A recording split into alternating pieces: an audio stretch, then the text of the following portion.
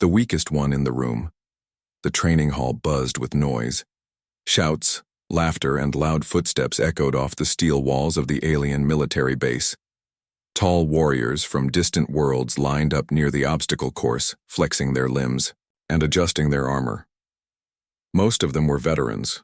A few were new recruits, young and proud. Then he walked in. A young human cadet stepped into the room, shorter than everyone else, thinner, wearing standard-issue gear that looked oversized on his frame. His face was calm, but his eyes kept scanning the room. He looked nervous, out of place. The room went silent for a moment, then came the laughs. "That one, he's not even armored," shouted a warrior with 4 arms and glowing blue skin. Another alien, wide and covered in spiked fur, grunted, "Is he here to clean our boots?" "Careful," a third one said mockingly. "He might trip over his own bones." The human cadet heard it all. He didn't say a word. He walked toward the corner, stretched his legs, and quietly observed the training routine. The aliens ignored him after that, too busy with their own contests of strength. One of them lifted a heavy object, a long metal bar attached to a dense gravity core. The room cheered when he raised it a few inches off the ground. Only the strongest could move it. It was called the anchor rod. No human had ever lifted it, not even Earth's strongest fighters. "Let's see if the cleaning boy wants a try," one warrior said, pointing at the cadet. The others laughed again. The human looked up. He didn't seem angry, just thoughtful. The commander of the training unit, a tall reptilian creature named Varn, raised a claw. "Let him try. Let's see what humans are really made of." The cadet walked forward slowly. No one expected much. Some even prepared to laugh again. He stood over the anchor rod, cracked his neck, and took a deep breath. Then he reached down. At first, nothing happened. The room was quiet now. The cadet adjusted his stance. His fingers tightened on the metal. A low hum filled the room. The gravity, core reacting. The metal shifted. Then with one smooth motion, the human lifted it, not just off the ground, above his head. Silence. Total silence. Not even the machines in the room dared to beep. The cadet held it up for 5 long seconds, then gently lowered it back to the ground. He stepped away and returned to his corner. No cheers, no applause, only wide, stunned eyes. One alien finally spoke. "That's not possible." Another whispered, "Did he cheat?" "No," Varn said softly. "That was strength. Controlled. Focused. Trained." The teasing stopped. No one called him names now. No one joked. Something had changed in that moment. The aliens had come expecting weakness, but what they saw was something far more dangerous. Potential. Strength is not always loud. After that day, the training hall changed. The human cadet became the center of quiet stares and whispering. No one teased him now, but no one spoke to him either. The aliens didn't know what to make of him. He had not shouted, not bragged, not even smiled. He had lifted the anchor rod like it was part of his routine, and then walked away. That scared them more than if he had roared in pride. Varn, the reptilian commander, watched him with interest. He had seen many fighters from many worlds, fast, strong, ruthless. But there was something different in this human. Calm power, silent focus. Varn approached him one morning. "You. What's your name?" The cadet stood straight. "Dale, sir." "Where did you learn to lift like that?" Dale shrugged slightly. "Back home. I trained in gravity chambers." Varn narrowed his eyes. "What kind of chambers?" 10 times Earth gravity, every day, for 2 years. Varn was quiet for a moment. "Why?" Dale looked him in the eye. "Because we're always underestimated." That answer stayed in Varn's mind for hours. Later that week, the cadets were tested in the combat circle, a wide pit surrounded by armored walls. The challenge was simple. Survive 3 minutes against 2 opponents, no weapons, only skill. Alien after alien took turns in the ring. Some won, some lost badly. Then it was Dale's turn. He stepped into the circle. The crowd leaned forward with interest. His two opponents were no joke. One was a fast, six-legged alien with bone claws. The other was a tall warrior with armor-like skin and a tail that could break stone. The bell rang. They attacked together. The Sci-Fi quick one struck first, claws flashing toward Dale's chest. But Dale twisted, dodging just inches away. The tail of the second alien whipped at his legs, but Dale jumped, landed, and spun. In 5 seconds, he had already read their pattern. In 10 seconds, he moved. He ducked under a wild swing, slammed his elbow into the fast one's ribcage, and rolled aside as the tail tried to catch him again. Then he moved faster. Dale leaped onto the tall alien's back, locked his arm around the neck, and dragged him down with perfect balance. Before the other could recover, Dale kicked him hard across the face, sending him sliding into the wall. The room gasped. 30 seconds had passed. The two opponents tried again, now angry. But it didn't matter. Dale was faster, smarter. He moved, like he had studied their every move before the fight even began. By the end of the 3rd minute, both aliens were on the ground, not injured, but unable to stand. Dale stood in the center of the ring, still breathing calmly. No cheers again. Just stunned silence. Then Varn clapped once, then again, and the other soldiers joined in. Slowly at first, then louder. Not out of respect for power, but out of respect for control. They now understood. Dale was not just strong. He was a soldier, a fighter trained in silence. A human who did not speak much but made the whole room listen. Orders from above Dale's name started spreading beyond the training hall. Whispers moved through the military base. The human who lifted the anchor rod. The cadet who beat 2 warriors in the circle. Even senior officers from other divisions started watching his recordings, but Dale didn't change. He still ate alone, still trained longer than others, still slept on the floor instead of his bunk. When other cadets rested, he pushed his limits. Quietly, without showing off. That's what made him dangerous. One afternoon, Varn received a message from command. The screen blinked red, urgent. A large alien general appeared on the screen, his face covered with sharp lines and metal implants. The border colony at Draxus 9 has been attacked, the general growled. Unknown raiders. Fast. Organized. They've taken a hostage.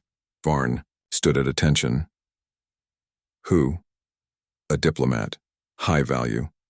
We need someone small enough to infiltrate their base without being seen, and strong enough to cause damage if needed. Varn didn't blink. I know someone.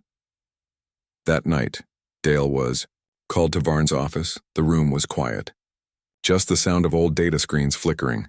You're being assigned to a live mission, Varn said. Dale nodded. Understood. You'll be dropped near the enemy's stronghold. No backup. No loud weapons. Just you, a tracker, and whatever you can carry. Dale didn't ask for help.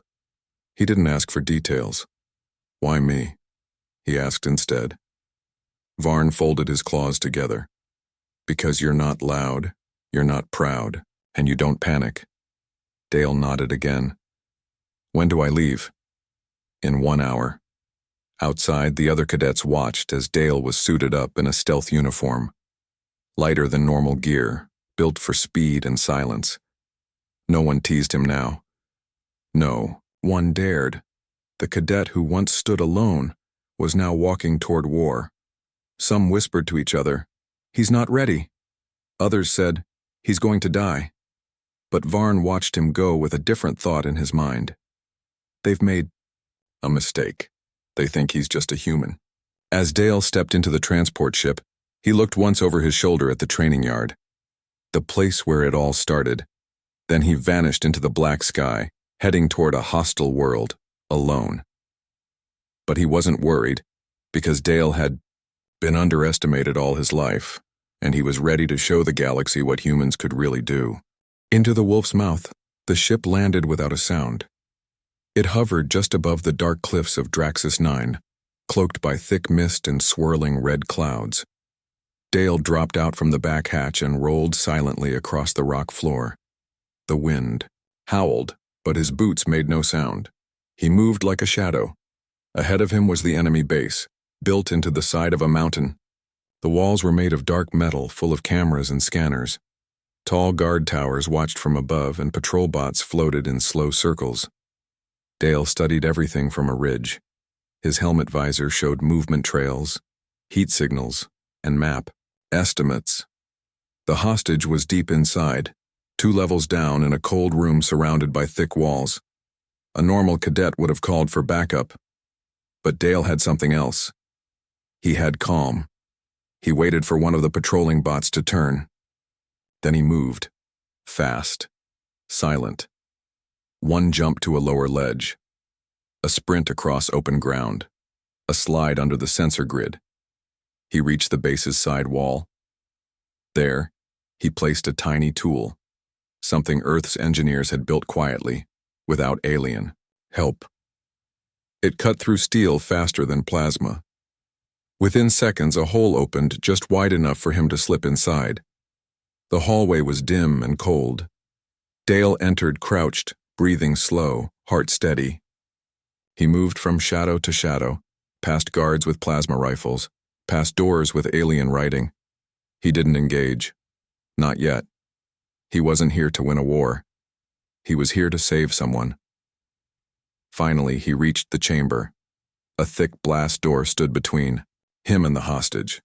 A guard stood in front of it, massive, armored, and alert. Dale waited. The guard turned slightly to check his device. That was enough. Dale leapt. One punch to the throat, one spin. The rifle was taken. Quiet, smooth, no noise. The body was dragged into a dark corner and hidden. He placed a charge on the door, but not to blow it open. Just enough to unlock it with a soft hiss. Inside, the hostage, a tall alien ambassador with gray skin and silver robes, looked up in shock. You're not one of them. No, Dale said, helping them stand. I'm from Earth. The ambassador blinked. You came alone? Yes. Why? Because we don't leave our friends behind. Dale moved fast now. He guided the ambassador back through side paths, choosing the darkest corners and unused tunnels. But alarms soon rang across the base. They had been spotted. Red lights flashed. Heavy footsteps echoed. The enemy was closing in. Dale pushed the ambassador behind a crate. Stay down. From his pack, Dale pulled out something the aliens had never seen before, a small rod that clicked once, then snapped open into a long silver staff, Earth tech, light, deadly, silent. 3 guards appeared at the end of the hall. Dale didn't wait. He dashed forward. The staff spun like lightning in his hands. One blow to the chest, another to the leg. The third one raised a blaster, but Dale kicked it out of his hands, spun, and slammed the guard into the wall. All 3 were down before they could shout. The ambassador stared in shock. You fight like a ghost. Dale offered a short nod. Let's keep moving. Outside the base, ships were already flying in. Enemy reinforcements. Dale tapped his communicator. This is Cadet Dale. Target secured. Requesting fast pickup. Coordinates marked. The voice of Varn replied. Understood. Ship en route. ETA, 3 minutes. Hold position. Dale glanced at the sky. 3 minutes could feel like forever when the enemy was hunting you. But he wasn't afraid, because he had already done the impossible once, and he was ready to do it again. 1 human, 1 line. Dale scanned the skies. The rescue ship wasn't in sight yet. The ambassador crouched behind a broken wall, breathing fast. The alien's voice shook. They're coming. I can hear them. Dale didn't speak. He was already preparing. He stood in front of the ambassador, gripping his staff tight. His visor showed motion, dozens of red dots moving toward them from both sides. The enemy was closing in fast. He tapped his earpiece. Varn, they've spotted us. I'll hold the extraction point. Varn's voice crackled. You're outnumbered. Fall back. No time. I'll hold. The call ended. Dale stood alone, between the enemy and the ambassador. The first wave arrived. 6 alien raiders, armed and armored, burst from a side hallway. They raised their rifles, but Dale was already moving. His staff spun like a blur of metal and light. He hit one across the face, spun low, knocked another off his feet, then leapt high and slammed the third into the wall. 3 more rushed him. 1 swung a blade. Dale ducked and elbowed the raider in the gut. Another fired. Dale kicked a loose crate to block the shot and lunged forward, staff cracking against the rifle. 6 enemies down, no hesitation, no wasted motion. Dale turned to the ambassador. You still okay? The alien nodded silently, eyes. Fight, but it wasn't over. More came. A second wave, 10 this time, surrounded the area. Heavier units, smarter tactics. They didn't charge, they circled. Dale knew the pattern. They were trying to trap him. Box him in. He didn't wait. He rushed forward before they were ready, straight into their line. The first guard stumbled, surprised. Dale spun his staff into a leg sweep, then a jab to the ribs, then flipped over another and cracked his helmet. One by one, they fell. He got hit once. A blade grazed his shoulder. Blood dripped, but Dale kept moving, like pain didn't matter, like fear didn't exist. The ambassador watched in silence, stunned. Alien soldiers trained their whole lives. They were faster, bigger, more evolved. But this human, this quiet cadet, was like a storm. He didn't scream.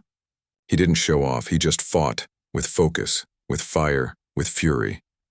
The last enemy fell with a groan. Dale breathed hard, leaning on his staff.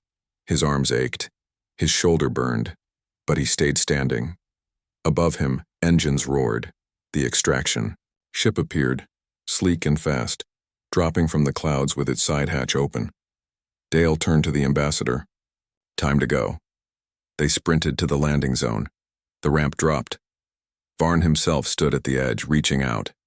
Dale pushed the ambassador up first, then jumped. The ramp closed as laser fire hit the hull. The ship pulled up, engines roaring, rising high into the red sky. They were safe. Inside, Varn stared at Dale. You held the line. Dale sat down slowly. I said I would. You didn't even flinch. Dale wiped the blood from his cheek. We trained for worse back on Earth. Varn looked at him for a long moment, then nodded once. You're not just a cadet anymore. More than a soldier. The ship landed back at the base, but the atmosphere felt different this time. Before, Dale walked through the halls unseen, ignored, mocked. Now every head turned as he passed. Alien soldiers stood aside to let him walk through. Some nodded in respect, others just stared, silent, unsure how to treat someone who had done the impossible. Dale didn't change. He walked with the same quiet steps, same focused eyes, same simple gear. But everyone knew now. This human was dangerous. At the command chamber, Varn stood beside 2 high-ranking officers from other worlds. They all wore medals. Their eyes were sharp, their voices quiet. This is the one asked. Varn nodded. Cadet Dale, human unit, border mission success, 0 casualties, target secured. The older alien stepped forward, his robe sweeping the floor. You acted alone. You took initiative. You fought well. Dale stood straight. I followed orders. No, the alien said. You created your own. They didn't praise him. They studied him. Dale could feel it. He wasn't just a cadet anymore. He was a symbol now, of something the galaxy didn't expect from Earth. Discipline, precision, controlled strength, and most of all, a human who didn't need to talk big to be taken seriously. Later that night, Dale returned to the barracks. This time, the other cadets didn't avoid him. A few nodded. One left a protein pack on his bunk. Another quietly said, "Good job," without looking up, but Dale didn't sit with them, not out of pride. He sat alone again, Not because he was rejected, but because something inside him had changed. Not all change is loud. Some change is quiet, but permanent. Varn visited him before lights out. You were noticed by the High Council, Dale. Looked up. Why? Because you represent something they fear, Varn said calmly. A human who can win without war cries, who doesn't need machines to be deadly. Dale didn't answer. Varn continued. They may send you on more missions. Now, missions others can't handle, ones that require more than muscle. Dale nodded once. I'll be ready. Varn placed a small metal tag on the table. Then earn this. Dale picked it up. It was a black and silver badge, one reserved for elite field operatives. He didn't smile. He just studied it. A quiet reward for a quiet warrior. But far away, in the dark corners of the galaxy, others were also watching the footage of Draxus 9. And they weren't impressed. They were afraid. Because, if one human cadet could do that alone, what would happen if Earth sent many? The message of one move weeks passed. The story of the silent human spread far beyond the base. News feeds showed blurry clips of Dale lifting the anchor rod.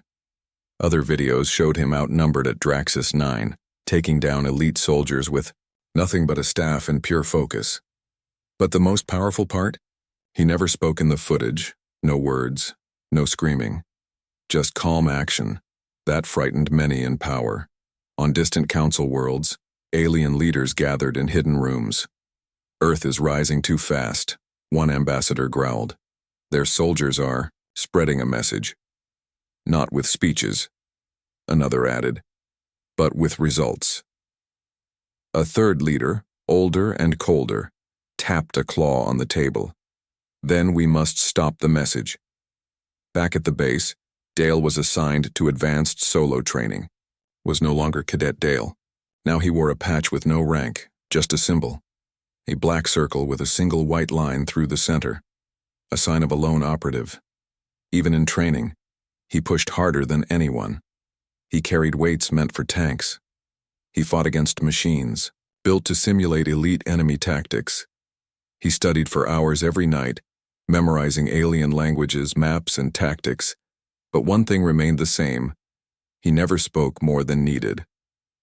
One night, as Dale returned to his quarters, he was stopped by Varn. You're being sent again, Varn said. But this time not alone. Dale raised an eyebrow. You'll lead a team, Varn explained. 5 soldiers, none from Earth, all experienced, all skeptical of you. Why me? Because they believe humans are weak, Varn said. Your silence will be your proof, again. Dale nodded. What's the mission? Not just to win, Varn said. To send a message. The next day, Dale met his new squad. They looked him up and down. Taller than him, bulkier, eyes sharp with doubt. One of them scoffed. You're the human? Dale didn't respond. Instead, he stepped forward to the center of the training yard. He picked up the anchor rod again and held it high over his head. Then he dropped it, letting it crash into the floor with a metal thud that echoed across the yard. He turned, looked each one in the eye, and said just 2 words. Follow me. And they did. Not because of rank, not because of size, but because silence, backed by strength, speaks louder than any war cry.